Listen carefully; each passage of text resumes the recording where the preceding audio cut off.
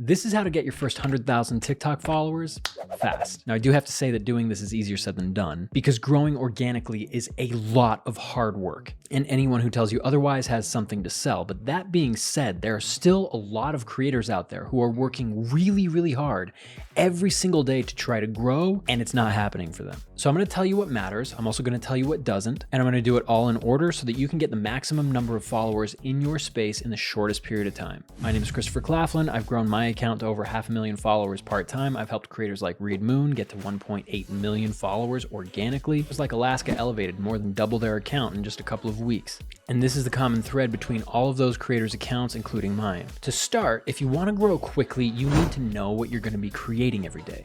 Now, this seems obvious, but many creators just start making whatever and hope that things are going to work out. And that just doesn't work. In the beginning, picking a channel topic is essential because this helps you find your people. It helps you frame your content. So you need to pick a niche that aligns with your passion and your expertise, and you got to go. And the big mistake that many creators fall into is feeling like they don't want to get boxed into a specific niche. Like, do I want to do this for the rest of my life? So creators that make this mistake, they don't pick a lane. But the thing is, you need to be in a lane in order to move forward. You can always change lanes later, but you have to have something picked so that you can go forward, so that you can start building an audience. All of your favorite TikTokers and even YouTubers have done this, but let's focus on TikTok.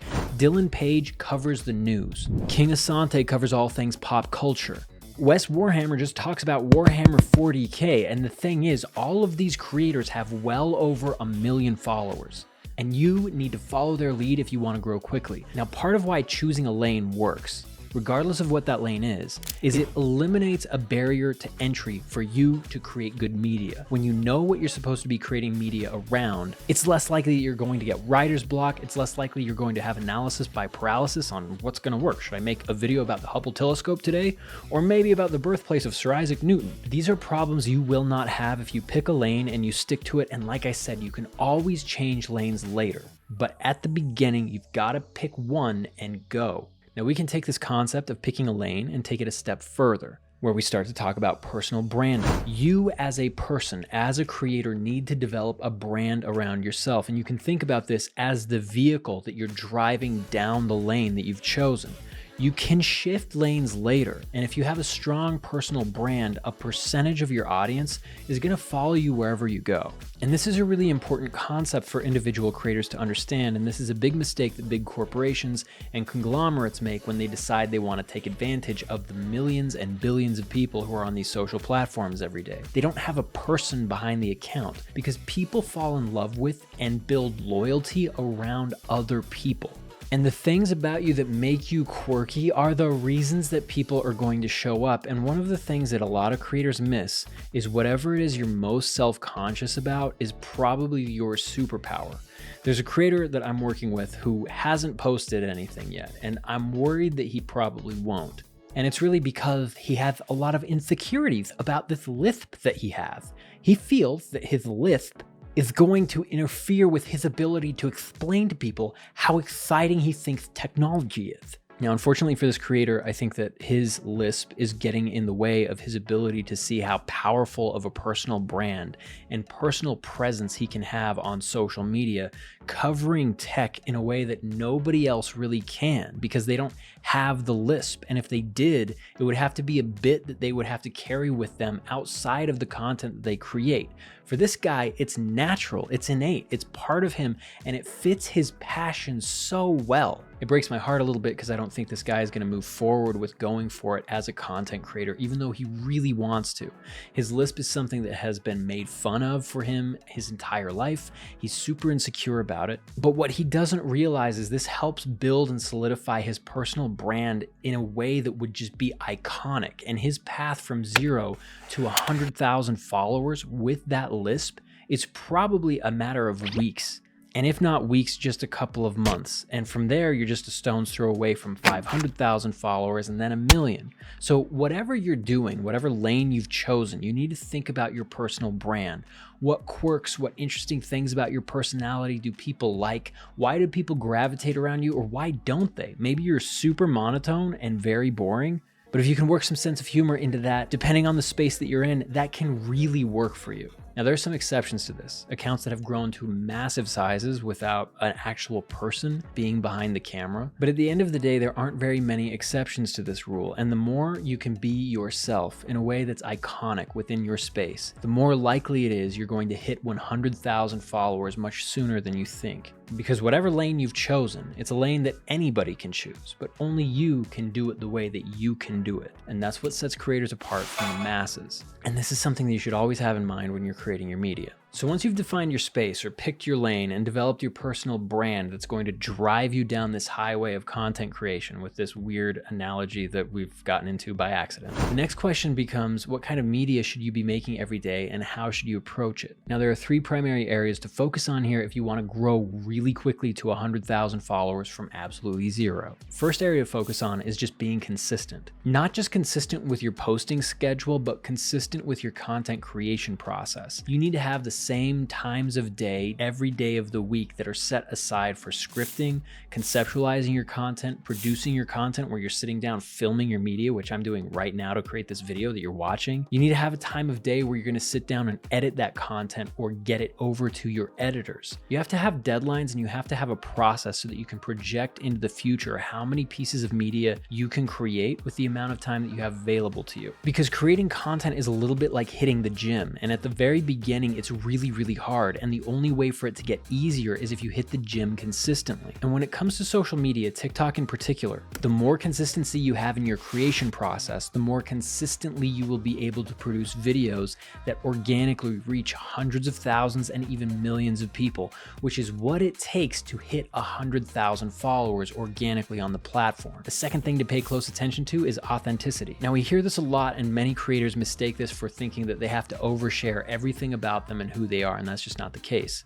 You do need to be honest about who you are when you're interacting with your audience, but we don't need to give our audience more than just a slice of who we are as individuals, because people are complex, we're multifaceted, we have many angles of our personality and many faces that we wear for different scenarios. Like, I'm talking differently in this video to the camera than I would talk to my wife or my best friend or my old boss if I ever bumped into him again, but it's all still me. Authenticity really is about looking at yourself as a whole and all the different facets that your personality has to offer, and picking one, maybe inflating a little bit of a quirk or characteristic about yourself. And even though it's true to you, you can expand on that. And that's what authenticity really means. We need to be really careful as creators about not trying to copy the personality or the traits or attributes or mannerisms of another creator we've been inspired by. Authenticity comes from within us, and it's very difficult to build the personal brand that I mentioned earlier if you're not being true to who you are as a person. But again, I can just pick the side or little sliver of my personality that I want to present to the world and stick to that. I don't have to go into every aspect of my life and every little weird quirk about me in order to be authentic. But authenticity is one of the key ingredients to being able to resonate with large groups of people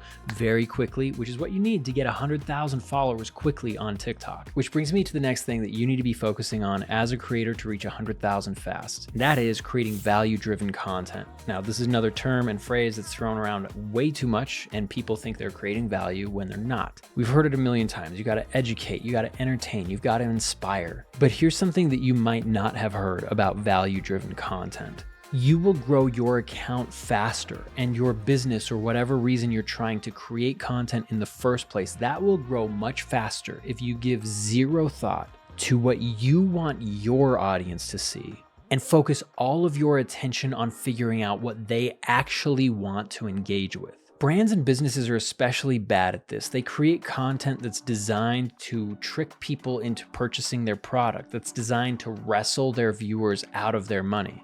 And creators are guilty of this too. They think, okay, what value can I provide without giving away my trade secrets that make me competitive in my marketplace? But I'm of the opinion that real value-driven content is all about giving away your best stuff for free. I give away all my best tips on how to grow organically on social media on TikTok. It's all there. My entire process is out in the open, but even with it out in the open, there are creators, there are businesses, there are brands, there are corporations that know that they just want to move quickly. And moving quickly means hiring me to work with them or train their marketing department or build their marketing department. My schedule is always full. full, and that's because I'm giving away my best stuff for free. It's real value that's found on my page. And the sooner you can embrace this as a creator, the more quickly you'll be able to actually put out real value and start bringing in leads and business. It sounds counterintuitive, I know. But at the end of the day, if you're holding back the best bits of information that you have to give, you're not actually providing value, and there's no real reason for your viewers to like, share, comment, save, subscribe to you. There's got to be something truly unique about your page if you want to hit that 100,000 follower mark quickly. So now let's talk about how to make all of this happen. First is the quality of your videos actually has to be good. And this doesn't mean you have to invest in a $6,000 cinema camera to shoot your stuff. You can shoot some beautiful videos on this little device, but you do want to invest in audio because people notice when audio is not great, and bad audio signals you're a beginner. And even if you have really good thoughts or really funny skits to put out into the world, bad audio can ruin it for many people. The next thing to invest in would be lights. It's not expensive to invest in decent lights, and if you have good audio and good lighting, this will do the trick just fine. Now, if you take all of that and you also play around with what's the most exciting, interesting, unique way that I can share a message with the world, you're gonna wind up with a formula that's going to feel very high-end to your viewers. The next thing that's really important on platforms like TikTok are engaging hooks and intros. This is another buzzword topic that people like to talk about, but they don't really understand it, because when we're on this platform, TikTok, scrolling, we don't really know what we're looking for, but we're making a split-second decision on what we want to watch as we swipe from video to video. So in 2 seconds or less, we need to tell our audience whether or not a piece of media is or isn't for them, and we need to lead with the most interesting things up front. Now that can be a combination of really well-written stickers, really wild statements about what you're about to share. Keep in mind that the statements have to actually be true. If you pair that with dynamic visuals, interesting premises, an intriguing teaser about something you're about to share with people, they're more likely going to be able to engage with your piece of media. Now this is easier said than done, and I would refer you to my video where I cover how to write amazing hooks and what ingredients you need to have in them, but I haven't shot that video yet. So just subscribe to this channel so you don't miss that video when it drops. But here's the thing, engaging hooks mean nothing if you can't follow them up with something that has substance, which brings us to storytelling. The human brain really likes patterns. And the pattern when it comes to storytelling that human beings like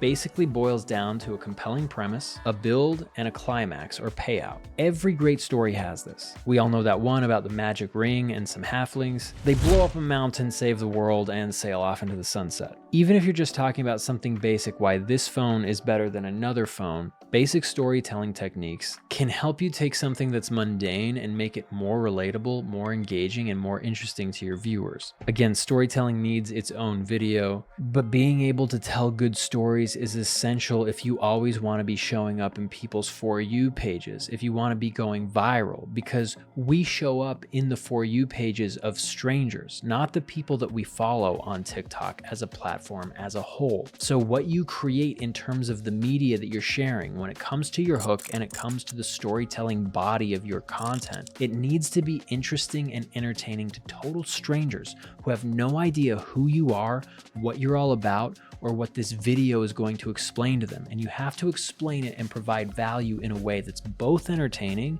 and actually valuable. That's what gets people to save and like videos, and saved videos and liked videos get pushed by the algorithm. Which brings me to the next and final tip on this brief little list on things that you should be focusing on to get to 100,000 followers quickly on TikTok. And that would be, you shouldn't be bothering with trends. If you want to capture hyper growth into the hundreds of thousands or even millions of followers organically, you need to be the one setting the trends.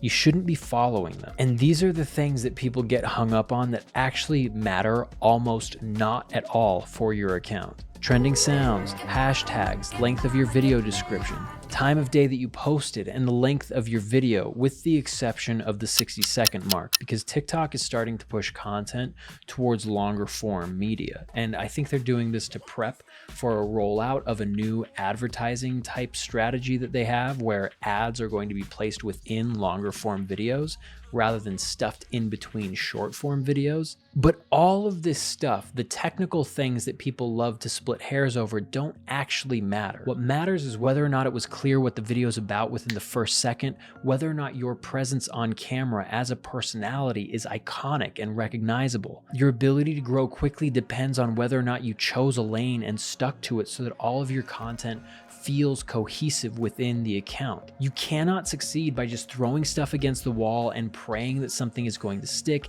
and hoping that you can hack your way to success using hashtags, trending sounds, following trends, because it doesn't work. Because at the end of the day, content is either good or it's not. Everything that you post within the lane that you've chosen has to be effective without context. We're making Ewoks for TikTok. The Ewok principle is something that I tell everyone that I can about, and it's an acronym, EWOC. We're making videos that are effective without context because complete strangers are stumbling across our stuff on the For You page. And if we don't have a strong personal brand, if we don't have a clear lane that we've chosen to create content within, if we're not posting consistently so we show up in the same people's For You pages frequently, if we're not being true and authentic to who we are as people and why we've chosen the lane that we're in the first place, if we're not producing value-driven content that at least has some level of quality in terms of production value, that at least has some level of storytelling elements so that people get sucked in and watching isn't difficult for them, if we don't have these elements in place,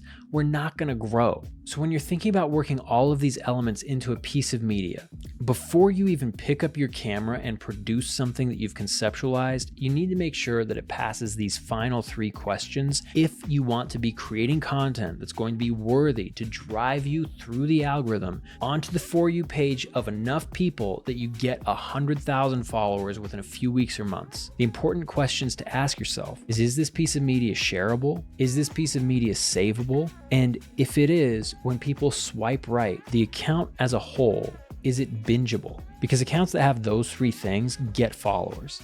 Accounts that don't, just don't. So if you feel like you're stuck with your growth on TikTok and you feel like you're missing out, take a look at your content, ask yourself whether or not these things are present within your media. And if they're not, then subscribe to this channel because I'm going to do a deep dive into all of these topics and how to approach them in the coming weeks. So I appreciate you. If you're not following me on TikTok, my handle over there is the same as it is over here, @Christopher Claflin, and we'll see you in the next one. Bye.